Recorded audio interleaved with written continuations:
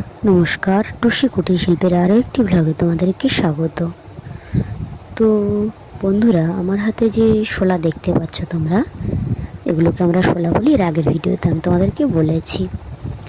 তো এই যে শোলাটা আমি কিভাবে কাটছি, এটাকে আমরা এখানে চটকা বলি। এই চটকা দিয়ে বিভিন্ন ধরনের ফুল বল তৈরি হয়। তো কেমন বল বা ফুল তৈরি হয় সেটা আমি ভিডিওর মাধ্যমে আস্তে আস্তে তোমাদেরকে দেখাবো।